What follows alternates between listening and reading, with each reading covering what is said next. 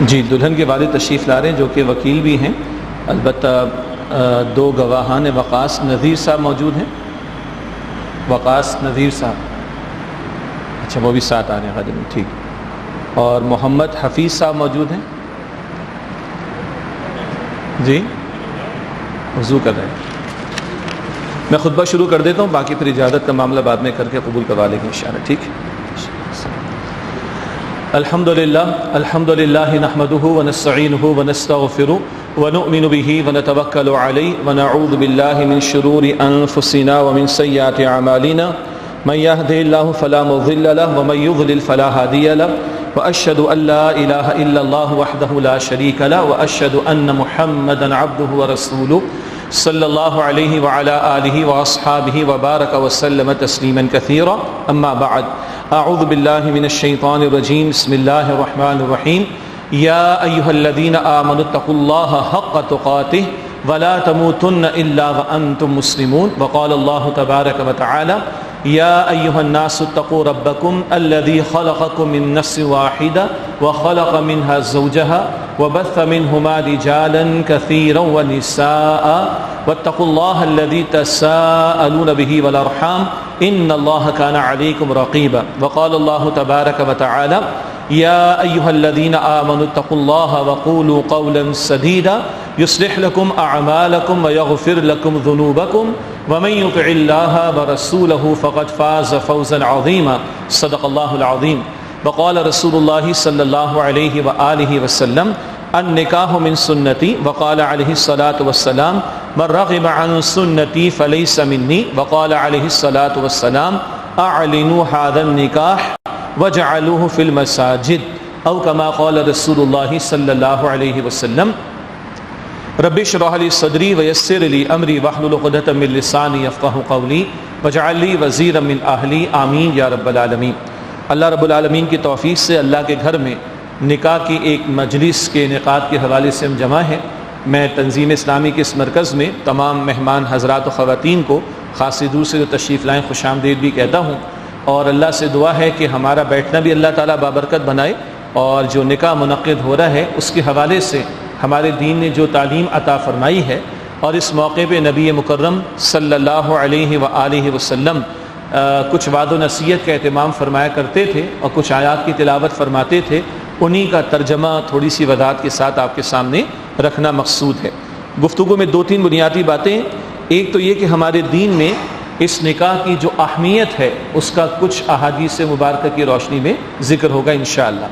دوسرا ہے کہ اللہ کے نبی مکرم علیہ السلام کئی مواقع پر اور نکاح کے خطبے کے موقع پر بھی چند آیات کی تلاوت کا اہتمام فرماتے. ان کا اہتمام ابھی کیا گیا، آپ نے تلاوت سماعت فرمائی الحمدللہ. البتہ ان آیات کا مفہوم اور کچھ تھوڑی سی وضاحت انشاءاللہ آپ کے سامنے رکھی جائے گی. تیسری بات ہے کہ نکاح بہرحال جب بھی مسلمان کرتا ہے وہ نبی اکرم صلی اللہ علیہ وسلم کی سنت کی نسبت سے کرتا ہے. آج بھی اگر اردو میں کہیں نکاح کے موقع پر کارڈ چھپتا ہے تو اس میں لکھا ہوتا ہے نکاح مسنونہ. یہ بھی محترم اعجاز صاحب نے نماز کے بعد جو اعلان فرمایا تو نکاح مسنونہ کے یہ الفاظ انہوں نے استعمال کیے. یا کہیں ولیمے کی دعوت کا کارڈ اگر اردو میں چھپتا ہو تو اس میں لکھا ہوتا ہے ولیمہ مسنونہ. اس سارے عمل کی نسبت سنت رسول کے ساتھ صلی اللہ علیہ وسلم. تو وہاں جا کر بھی دیکھیں گے مختصراً کہ وہاں نکاح کے موقع پر کیا ہوا کرتا تھا. اور آخری بات یہ کہ کیا نہیں ہونا چاہیے اس کا اشارہ کر دیا جائے گا جو ہم سب کو معلوم ہے. دیکھیے ایک عظیم مسئلہ ہمارے اس معاشرے کا ہے کہ نکاح ایک بہت بڑا بوجھ ہمارے معاشرے میں بن چکا، جبکہ اللہ کے دین نے اس کو بڑا آسان رکھا ہے. تو کیا نہیں ہونا چاہیے اس کا اشارہ کر دیا جائے گا. اور یہ نکاح ہمارے ہاں آسان کب ہوں گے اس کا بھی ایک حل ہے جو انشاءاللہ آپ کے سامنے رکھا جائے گا. جہاں تک اس بات کی تعلق ہے کہ ہمارے دین میں نکاح کی اہمیت کیا ہے، تو اللہ تعالیٰ نے خاندانی زندگی کے لیے بہت ساری ہدایات عطا فرمائی. ان ہدایات پر عمل تبھی ہو سکے گا جب نکاح ہو اور گھرانے ترتیب پائیں، تبھی ان احکامات پر عمل کی نوبت بھی پیش آئے گی. تو اللہ تعالیٰ قرآن حکیم میں نکاح کی ترغیب و تشویق دلاتا ہے، اور اللہ کے نبی مکرم علیہ السلام نے مختلف انداز اس کی اہمیت کو بیان فرمایا. چند احادیث مبارکہ کا حاصل اس طرح ہے کہ کبھی اللہ کے پیغمبر علیہ السلام نے فرمایا کہ نکاح میری سنت ہے. کبھی آپ علیہ السلام نے فرمایا کہ نکاح تمام انبیاء کی سنت ہے. کبھی آپ علیہ السلام نے فرمایا کہ یہ نکاح جو ہے بندے کی نگاہ کو نیچا رکھتا ہے اور اس کی شرمگاہ کی حفاظت کرتا ہے. کبھی آپ نے فرمایا کہ اس نکاح سے بندے کے ایمان کی تکمیل ہوتی ہے، اس سے کہ نکاح کے نتیجے میں بندے کی حیا محفوظ ہوگی، اور حیا ہے تو ایمان ہے۔ حدیث میں آتا ہے کہ حیا اور ایمان دونوں ساتھی ہیں، اگر ایک چلا جائے تو دوسرا بھی چلا جاتا ہے۔ تو اللہ کے پیغمبر علیہ السلام نے فرمایا کہ اس نکاح کے ذریعے بندے کے ایمان کی تکمیل ہوتی ہے۔ اسی طرح آپ نے فرمایا کہ محبت میں پائیداری نکاح سے بڑھ کر کسی اور بندھن میں نہیں۔ نکاح کو چھوڑ کر جو زنا کے راستے ہیں، اللہ تعالی ہم سب کی حفاظت فرمائے، وہ ایسا ہے کہ کسی نے ٹیشو پیپر استعمال کر کے پھینک دیا ہو، اس سے معاشرہ گندگی کا ڈھیر بنتا ہے، سکون تو نہیں آتا اس سے۔ لیکن حضور نے فرمایا علیہ السلام کہ محبت میں پائیداری نکاح سے بڑھ کر کسی بندھن میں نہیں ہے۔ اور یہاں تک حضور نے فرمایا علیہ السلام کہ جب نکاح کے نتیجے میں زوجین کا، شوہر بیوی کا تعلق قائم ہوتا ہے، بڑا عجیب لفظ حدیث میں، یہ صدقہ ہے، نیکی کا کام ہے، ثواب کا کام ہے۔ تو عرض کی کہ یا رسول اللہ علیہ السلام، بندہ اپنی فطری خواہش کو پورا کرتا ہے، اس پر بھی کوئی ثواب ملے گا؟ تو آپ نے فرمایا کہ یہ بتاؤ، اگر وہ حرام ذریعے سے، ناجائز طریقے سے اپنی خواہش کو پورا کرے تو گناہ ملے گا؟ بالکل گناہ ملے گا۔ تو جب حلال طریقے سے اپنی فطری خواہش کو پورا کرے تو یہ اس کے لیے ثواب کا باعث بنے گا۔ تو یہ بہرحال نکاح کا عمل اللہ کے دین کا تقاضا ہے، تمام انبیاء علیہ السلام کی سنت ہے، نبی اکرم علیہ السلام نے اس کی ترغیب و تشویق دلائی ہے۔ جب اتنی ساری باتیں اس میں جمع ہیں کہ یہ دین کا حصہ ہے اور سنت رسول بھی ہے صلی اللہ علیہ وسلم، تو ایسا ہو نہیں سکتا کہ اس کے لیے رہنمائی سنت میں موجود نہ ہو۔ آج ہی جو وقت آپ کا لیا جا رہا ہے، بانی تنظیم اسلامی استاد محترم ڈاکٹر اسرار احمد صاحب رحمۃ اللہ علیہ نے ایک تحریک اس معنی میں چلائی کہ نکاح کے عمل کو آسان بھی کیا جائے، اور یہ جو مجلس سے نکاح ہوتی ہے اس کا مساجد میں انعقاد ہو، تاکہ لوگوں کو بھی معلوم ہو یہ دین کا حصہ ہے۔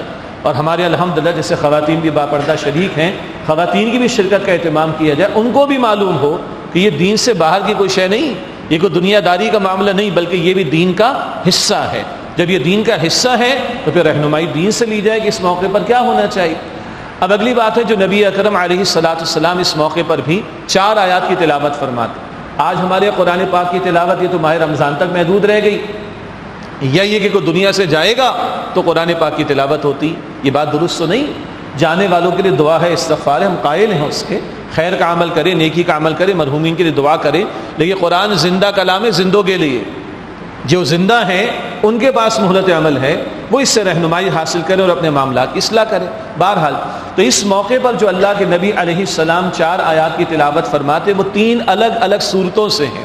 صرف برکت مقصود نہیں، برکت تو ملتی کوئی شک نہیں، ثواب بھی ملتا ہے تلاوت پر، لیکن صرف برکت مقصود ہوتی تو اللہ کے رسول سورۃ الفاتحہ کی تلاوت فرماتے، عظیم ترین سورت قرآن کی، یا آیت الکرسی کی تلاوت فرماتے جو عظیم ترین آیت قرآن حکیم کی۔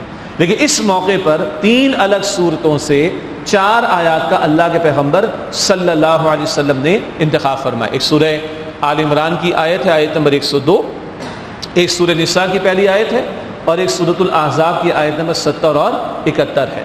ان 4 آیات کا ترجمہ میں آپ کے سامنے رکھ دیتا ہوں، پھر 2-3 نقطے اس میں سے آپ کے ہمارے سامنے انشاءاللہ یاد دہانی اور رہنمائی کے لیے آ جائیں گے۔ سورہ آل عمران کی آیت نمبر 102 میں اللہ تعالیٰ نے ارشاد فرمایا، یا ایھا الذین آمنوا اتقوا اللہ حق تقاتہ، اے ایمان والو اللہ کا تقوی اختیار کرو جیسا کہ اس کا تقوی اختیار کرنے کا حق ہے، ولا تموتن الا وانتم مسلمون، اور تمہیں موت بھی آئے تو اسلام کی حالت پر آئے۔ ان آیات میں 4 مرتبہ تقوی کا ذکر آئے گا، بھی 1 مرتبہ آیا۔ فرمایا کہ ایسے اللہ کا تقوی اختیار کرو جیسے کہ اس کا تقوی اختیار کرنے کا حق ہے۔ بہت بھاری بات ہے، اور آگے اس کی ایک وضاحت بھی آ رہی ہے۔ کتنا تقوی؟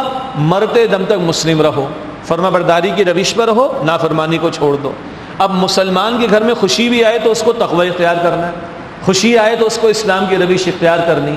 لگے کہ مسلمان کے گھر آنے میں خوشی کا موقع آیا، یہ مسلمان کے گھر میں نکاح کا موقع آ رہا ہے، یہاں بھی تقوی مطلوب، اور وہ یہی ہے کہ نافرمانی کے کام نہ کیے جائیں، اور جن باتوں کی تعلیم اللہ کے پیغمبر علیہ السلام نے عطا فرمائی انہی کا اہتمام کیا جائے۔ اس کو ایک اور انداز سے لیں، مرتے دم تک مسلمان رہو۔ تو اگر میں باپ ہوں تو مسلمان باپ بنوں، میں شوہر ہوں تو مسلمان شوہر بنوں، میں تاجر ہوں تو مسلمان تاجر بنوں۔ یہ مختلف حیثیتیں ہیں نا میری، ان ساری حیثیتوں میں بالا تر حیثیت کیا ہے؟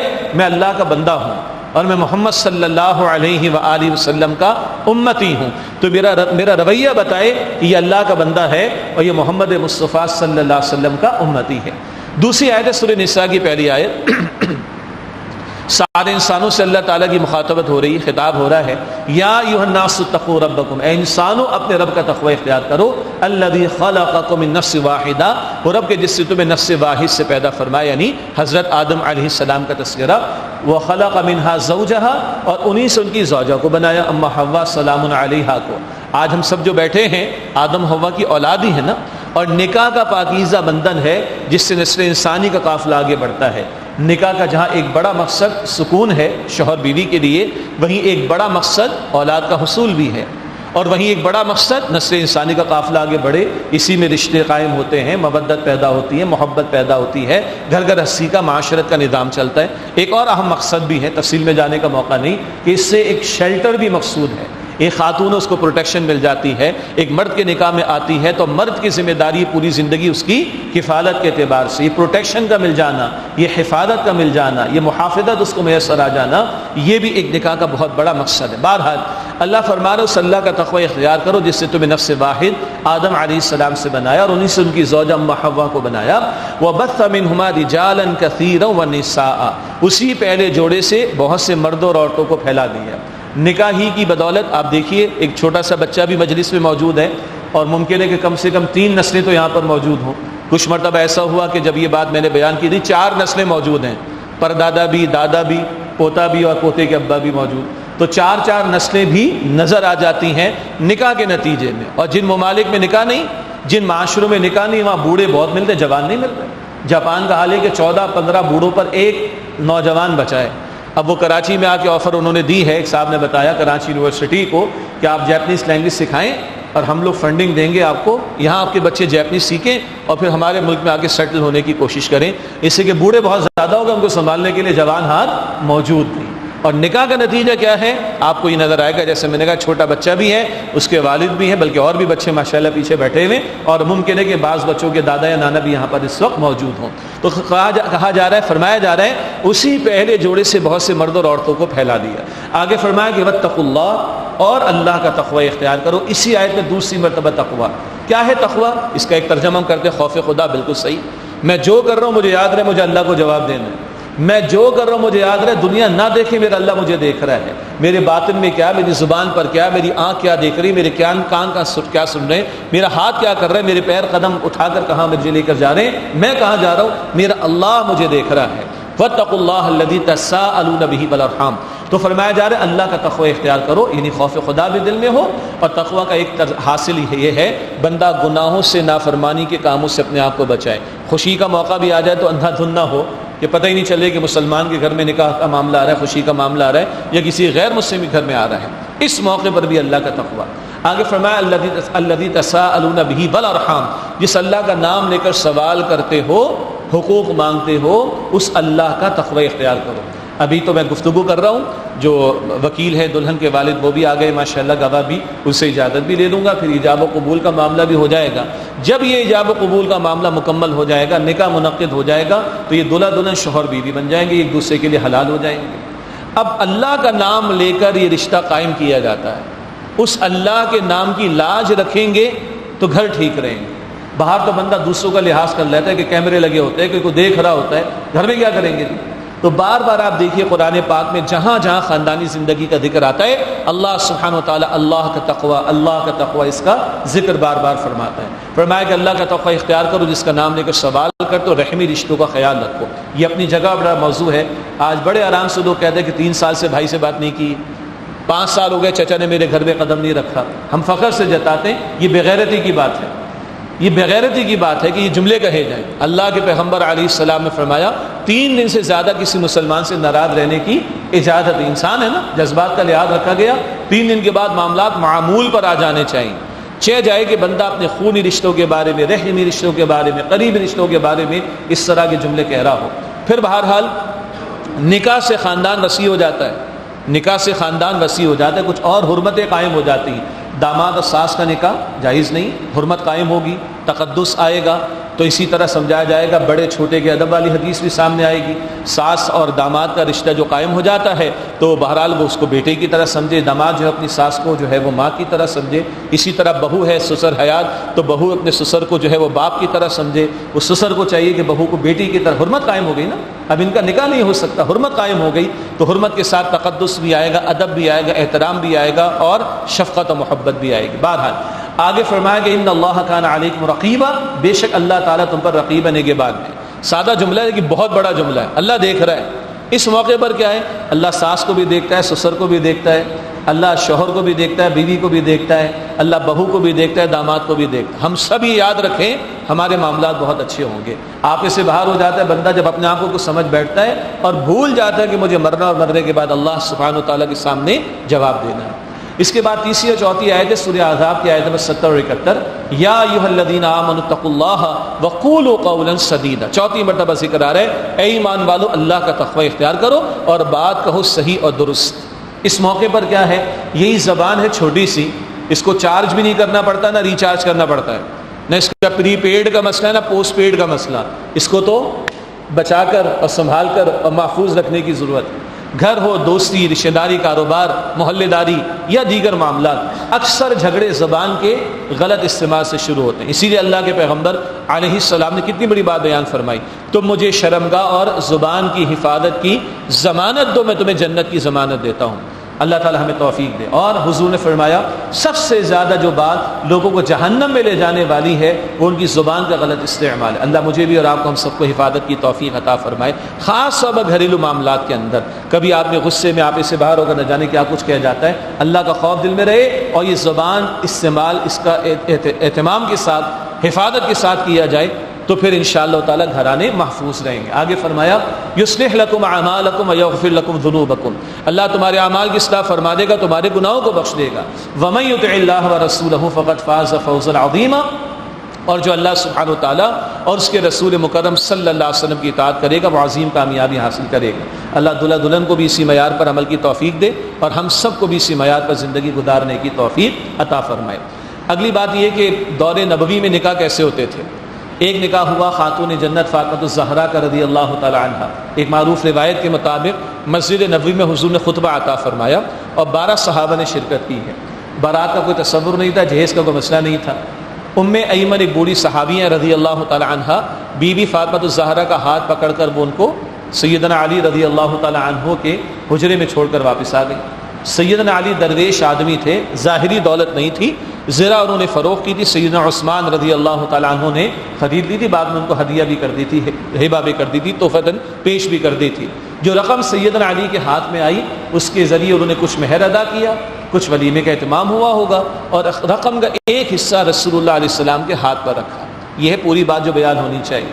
یہ رقم سیدنا علی کی ہے جو رسول اللہ علیہ السلام کے ہاتھ پر لا کر انہوں نے رکھی۔ اس سے کہ ابو طالب کا انتقال ہو گیا تھا تو سیدنا علی کے بڑے سرپرستی رسول اللہ علیہ السلام، اس رقم سے دونوں کے بڑے کی حیثیت میں رسول اللہ علیہ السلام نے ضرورت کی چند بنیادی چیزیں، جن کو آج اگر ہم جہیز کہیں تو ہمارے دور کے لفظ جہیز کی توہین ہو جائے گی۔ کھجور کی چھال کا بھرا ہوا ایک بستر اور 2 تکیے اور ایک چکی اور ضرورت کے 2-3 برتن، یہ سیدنا علی کی رقم سے رسول اللہ علیہ السلام نے خرید کر ان کے حوالے کیا۔ لیکن ذہن نشی رکھیے یہ جہیز نہیں ہے، یہ سیدنا علی کے رقم سے خریدا گیا، اور رسول اللہ کی 3 اور بھی بیٹیاں تھیں، کسی اور کو دینے کا ذکر نہیں ملتا، اور رسول اللہ علیہ السلام یہ بے انصافی معاذ اللہ نہیں کر سکتے کہ ایک کو دے رہے ہوں باقی 3 کو نہ دے رہے ہوں۔ تو یہ غلط تصور ہے کہ رسول اللہ نے کوئی جہیز دیا تھا حضرت فاطمہ الزہرا کو، یہ بات درست نہیں ہے۔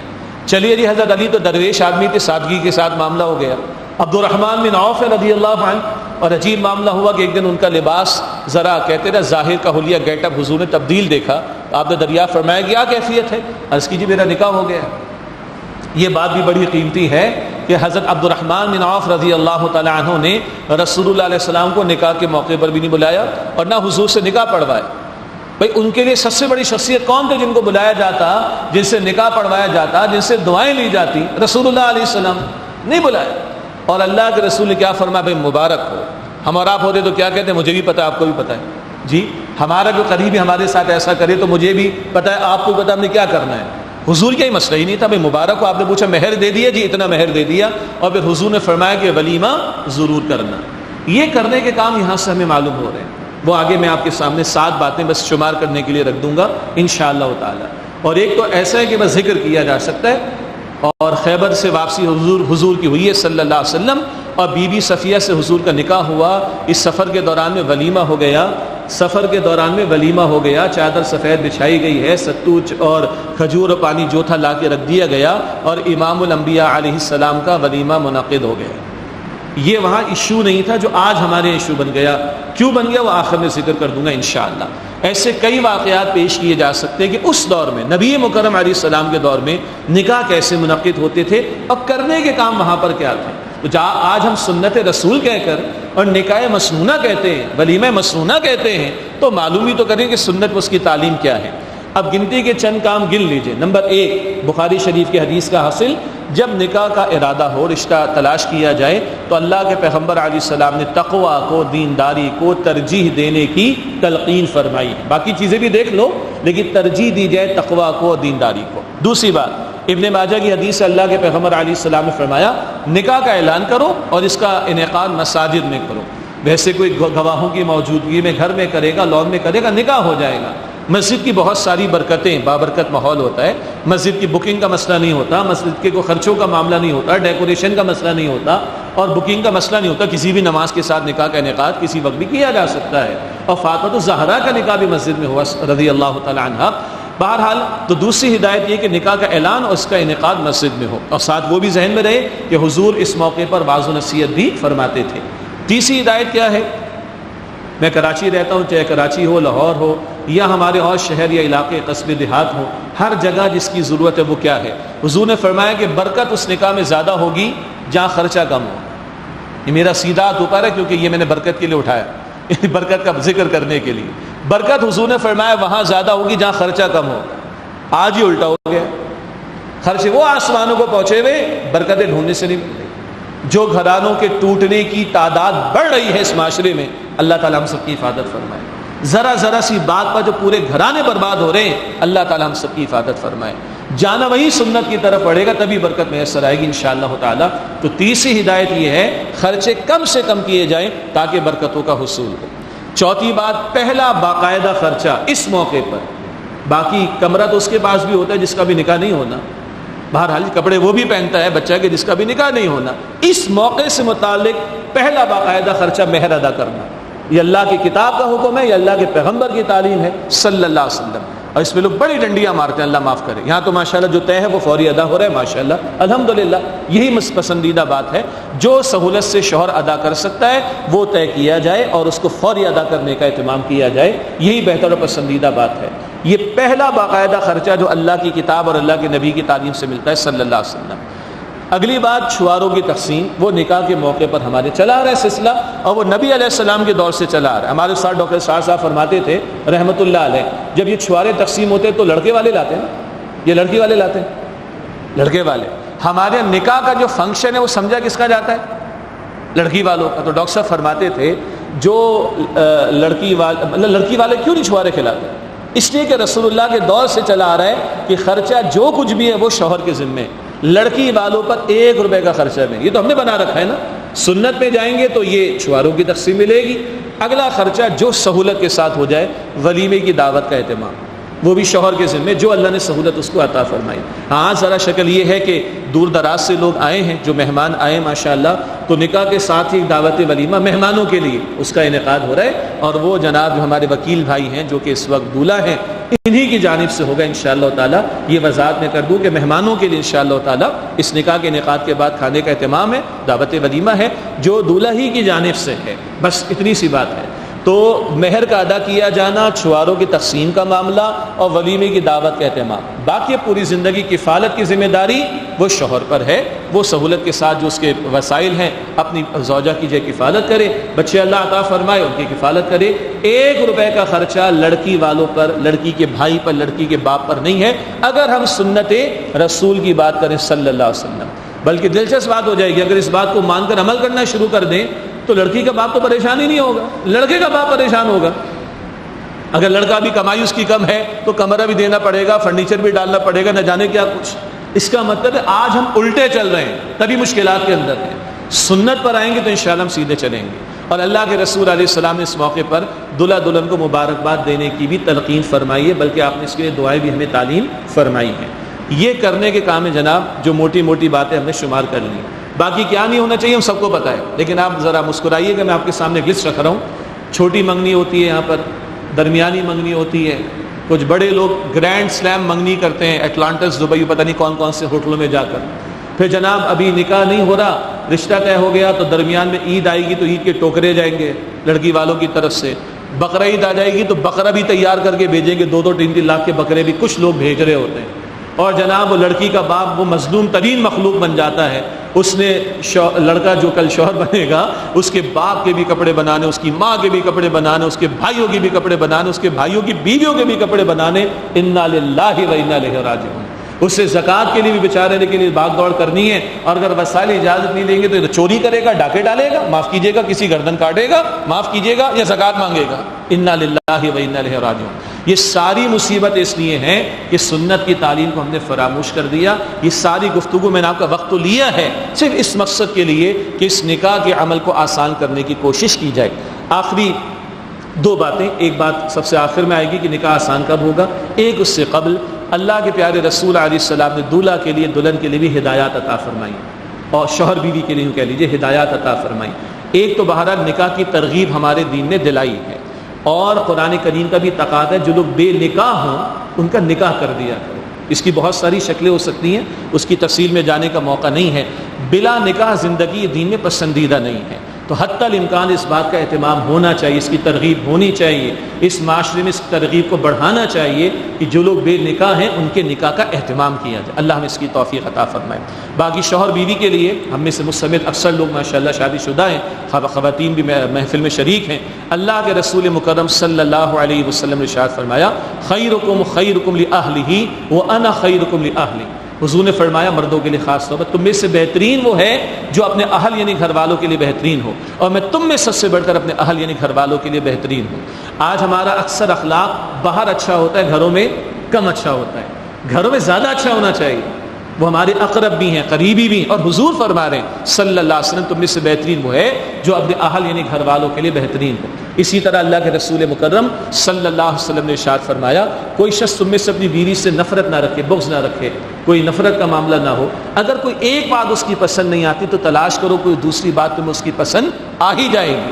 ہر شوہر اپنی بیوی کے بارے میں سوچے جو اس کی بیوی ہے، اس نے اپنے ماں باپ کو، بہن بھائیوں کو، گھر کے آرام کو، سب کچھ کو چھوڑ کر 2 کلمے کہہ کے 2 بول کہہ کے پوری زندگی کے لیے تمہارے حوالے کر دیا. اس سے بڑھ کر اور کیا تم اس سے سیکریفائس سے قربانی چاہتے ہو. اسی طرح اللہ کے پیغمبر علیہ السلام حجۃ الوداع کے موقع پر توجہ دلاتے ہیں اتقوا اللہ فی نسائکم، اپنی بیویوں کے بارے میں اللہ تعالیٰ سے ڈرتے رہنا. تم نے اللہ کا نام لے کر ان کو حلال کیا، ان کے بارے میں تم سے اللہ قیامت کے دن پوچھے گا. یہ تو ہوا شوہروں کے لیے. بیویوں کو بھی اللہ کے نبی علیہ السلام نے رہنمائی عطا فرمائی.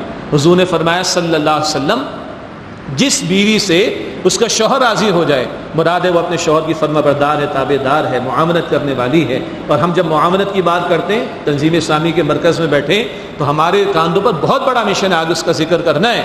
تو آج ایک بیوی اپنے شوہر کے لیے معاملت کا کردار ادا کرے، اس کے لیے سکون کا باعث بنے، وہ اللہ کا بندہ پھر دین کے لیے دل جمعی کے ساتھ کام کر سکے گا. تو اس امت والی ذمہ داری کے ادا کیے جانے میں اس اللہ کی بندی کا بھی اجر ہوگا. بہرحال تو حضور نے فرمایا علیہ السلام کہ جس بیوی سے اس کا شوہر راضی ہو جائے اللہ اس بیوی کو اختیار دے گا قیامت کے دن کہ جنت کے جس دروازے سے چاہے وہ داخل ہو جائے. ویسے مردوں کے بارے میں اب تک کوئی ایسی حدیث ہمارے علم میں نہیں آئی ہے، سمجھ رہے ہیں آپ لوگ بات کو. عورت کے لیے جنت کا حصول آسان کیا گیا ہے اور اس کو جوڑا گیا اس کے شوہر کے ساتھ تاکہ گھرانہ مضبوط ہو اور گھر میں سکون ہو. تو پھر یہ شوہر باہر بھی دین کا کام کر سکے گا، خاتون کو اس کا بھی اجر ملے گا. البتہ کیا بتایا گیا، جس بیوی سے اس کا شوہر راضی ہو جائے اللہ سبحانہ و تعالیٰ اس بیوی کو اختیار دے گا کل قیامت کے دن کہ جنت کے جس دروازے سے چاہے داخل ہو جائے. اور حضور نے اس گھرانے کو مضبوط کرنے کے لیے، گھر کا نظم مضبوط کرنے کے لیے اور آپس کے تعلق کو مزید مضبوط کرنے کے لیے کیا فرمایا؟ آپ نے فرمایا اگر بالفرض اگر اللہ کے بعد کسی کو سجدہ کرنے کی اجازت ہوتی تو میں بیویوں کو حکم دیتا وہ اپنے شوہروں کو سجدہ کریں. اس قدر اللہ چاہتا ہے یہ تعلق مضبوط ہو، جس کے لیے قرآن پاک میں لباس کا لفظ بھی آتا ہے تعلق کی مضبوطی کے لیے. بہرحال یہ دلہا دلہن اللہ ان کو بھی اس پر عمل کی توفیق دے، اور ہم جتنے لوگ یہاں پر فیملیز والے موجود ہیں اللہ تعالی ہم سب کو بھی عمل کی توفیق عطا فرمائے. آخری بس 1.5 منٹ اس بات پر کہ رسول اللہ کے دور میں نکاح کیوں آسان تھے صلی اللہ علیہ وسلم، کتنے آسانی سے ہو رہے تھے. اسی کے وہاں مشن بہت بڑا سامنے تھا، وہاں کام بہت بڑا سامنے تھا. وہ کام اور وہ مشن جو نبی مکرم صلی اللہ علیہ وسلم کو طائف کی گلیوں میں لے جاتا ہے. وہ مشن جو روتی آنکھوں سے بیت اللہ کو الوداع کہلوا دیتا ہے، وہ مشن جو اللہ کے نبی علیہ السلام کا خون بہا ہے طائف کی طرح احد کے میدان میں، وہ مشن جہاں 70 صحابہ کی جانیں جا رہی ہیں احد کے میدان میں، وہ مشن جہاں رسول اللہ کے پیٹ پر بطن پر پتھر بندھے ہوئے احزاب کے موقع پر، اتنا بڑا کام حضور کے کاندھوں پر تھا اور حضور کے صحابہ اس کام میں لگے ہوئے تھے، اللہ کے دین کی دعوت کا کام، اللہ کے دین کی غلبے کی جد و جہد کا کام، جو اتنا بڑا کام اپنے سامنے لے کر چل رہے تھے، ان کے لیے نکاح بہت آسان معاملہ تھا۔ آج ہم نے وہ کام چھوڑ دیا ہے، امت نے، اکثر نے وہ کام اتنا بڑا جب چھوڑا تو نکاح اتنا بڑا لگ رہا ہے، مشکل لگ رہا ہے، بھاری لگ رہا ہے، بوجھ لگ رہا ہے، مصیبت لگ رہا ہے۔ وجہ یہ ہے کہ ہم نے سنت میں سے وہ پہلو جو 23 برس کی سنت ہے اللہ کے نبی علیہ السلام نے اس کو چھوڑ رکھا ہے۔ اللہ تعالیٰ اس کام کو ہمیں ہمارا کام سمجھتے ہوئے اس میں لگنے کی توفیق عطا فرمائے، تو ہمارے بچے، ہماری بچیاں، ان کے بھی نکاح بہت آسانی سے اور سادگی کے ساتھ ہو جائیں گے۔ اللہ تعالیٰ آپ سب کو جزائے خیر عطا فرمائے کہ تھوڑی گفتگو طویل ہو گئی لیکن آپ نے بڑے تحمل سے سماعت فرمایا۔ اللہ تعالیٰ مجھے آپ کو ہم سب کو عمل کرنے کی توفیق عطا فرمائے۔ اب میں ذرا بڑھاتا ہوں، پھر انشاءاللہ ہم دعا بھی کر لیں گے۔ بسم اللہ الرحمن الرحیم۔ جناب نذیر صاحب، نذیر احمد صاحب، اچھا آپ تشریف رکھتے، اور وقاص نذیر صاحب بھی آ گئے، ماشاء اللہ۔ بس یہ ضابطے کی کارروائی ہے، ورنہ دلہن کے والد جو وکیل ہیں وہ خود ہی ولی بھی ہیں، سرپرست بھی، ان کی اجازت کافی ہوتی ہے، لیکن ضابطے کی کارروائی میں 2 گواہوں کے نام بھی آتے ہیں، اس لیے میں پوچھ رہا ہوں۔ وقاص نذیر صاحب موجود ہیں اور محمد حفیظ صاحب، آپ دلہن کے چچا ہیں غالباً، ماشاء اللہ۔ بسم اللہ الرحمن الرحیم۔ جناب نذیر احمد صاحب، آپ نے اپنی صاحبزادی کومل نذیر سے اجازت لے لی ہے کہ انہیں جناب محمد وکیل صاحب کے نکاح میں دیا جائے، جبکہ مہر کی جو کل مالیت ہے وہ 10,000 روپے پاکستانی جو کہ معجل یعنی فوری ادا ہوگا۔ آپ نے دلہن سے اجازت لے لی، آپ کی طرف سے مجھے اجازت ہے کہ میں اس نکاح کے انعقاد کے سلسلے کی کیفیت کو آگے بڑھا لوں۔ جزاک اللہ خیر۔ جی محمد وکیل بھائی ادھر آ جائیں گے آپ ذرا۔ بسم اللہ الرحمن الرحیم۔ جناب محمد وکیل صاحب، میں نے جناب نذیر احمد صاحب کی صاحبزادی کومل نذیر کو خود جناب نذیر احمد صاحب کی اجازت اور وکالت سے آپ کے نکاح میں دیا، جبکہ مہر کی کل مالیت 10,000 روپے ہے پاکستانی جو کہ معجل یعنی فوری ادا ہوگا، اور گواہان جناب وقاص نذیر صاحب اور محمد حفیظ صاحب۔ آپ یہ فرمائیے کہ میں نے قبول کیا۔ اس کو قریب کر کے بولیے۔ جی قبول کیا، میں نے قبول کیا۔ میں نے قبول کیا۔ ماشاء اللہ۔ آپ لوگوں کو آواز آ گئی؟ اچھا، وہ بعض دفعہ نکاح ہو جانے کے بعد لوگ کہتے ہیں جی 3 دفعہ آپ نے قبول نہیں کروایا، تو انشاءاللہ 1 دفعہ کفایت کرے گا، سائن میں ان سے 4 مرتبہ لے لوں گا انشاءاللہ تعالی، ٹھیک ہے؟ تو اب ہم دعا کر لیں تو اس کے بعد جو سائن وغیرہ کا سلسلہ ہم کروا لیں گے۔ بسم اللہ الرحمن الرحیم۔ یا ذا الجلال والاکرام، یا ارحم الراحمین، یا اکرم الاکرمین، یا مالک السماوات والارض، اللهم صل على محمد وعلى آل محمد وبارك وسلم۔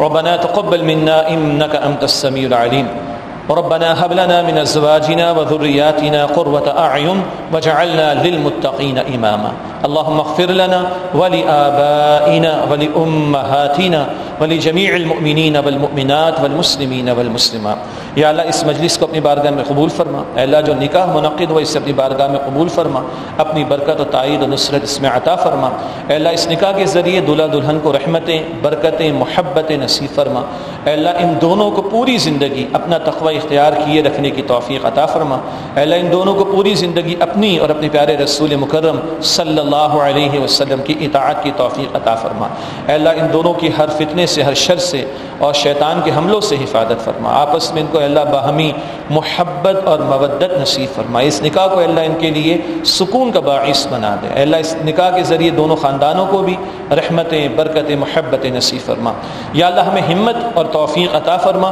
کہ اس نکاح کے مسنون پاکیزہ مقدس عمل کو ہم سنت رسول صلی اللہ علیہ وسلم کے مطابق سادگی کے ساتھ انجام دیں، اور اللہ اس میں جتنی خرافات اور ہندوانہ رسومات اور گناہ کے کام شریک کر دیے گئے اللہ ان سے بچنے کی توفیق عطا فرما، اے اللہ تیرے پیارے رسول علیہ السلام کی سنت کی پیروی کرتے ہوئے اپنے دین کی دعوت کے کام اور اپنے دین کے نفاذ کی جد و جہد کے لیے اے اللہ ہم سب کو، ہمارے گھرانوں کو، ہمارے وسائل کو، ہماری نسلوں کو قبول فرما لے، اے اللہ ہمارے مرحومین کی مغفرت فرما، ہمارے کراچی کے محترم ساتھی جاوید عثمانی صاحب کا انتقال ہو گیا ہے، ان کے لیے دعا کیجیے، اللہ ان کی مغفرت فرما، ان کے درجات کو بلند فرما، اے اللہ ہمارے بانی محترم محترم ڈاکٹر اسرار احمد صاحب رحمۃ اللہ علیہ کے لیے دعا فرض کیجیے. اے اللہ ان کی اور ہمارے اکابرین میں سے جو ساتھی چلے گئے، تمام رفقا رفیقات جو ہمارے گھرانوں سے اور ساتھی دنیا سے چلے گئے، اللہ ان سب کی مغفرت فرما. اے اللہ ہمارے گھرانوں میں، رفقا میں، ساتھیوں میں جتنے لوگ بیمار ہیں سب کو ایمان کے ساتھ مکمل صحتیابی عطا فرما. اے اللہ ہم سب کو جہنم سے محفوظ فرما. اے اللہ ہم سب کو جنت الفردوس عطا فرما. یا اللہ ہم سب سے راضی ہو جا. یا اللہ ہم سب سے راضی ہو جا. یا اللہ ہم سب سے راضی ہو جا. وصلی اللہ علی النبی الکریم وعلی آلہ واصحابہ اجمعین برحمتک یا ارحم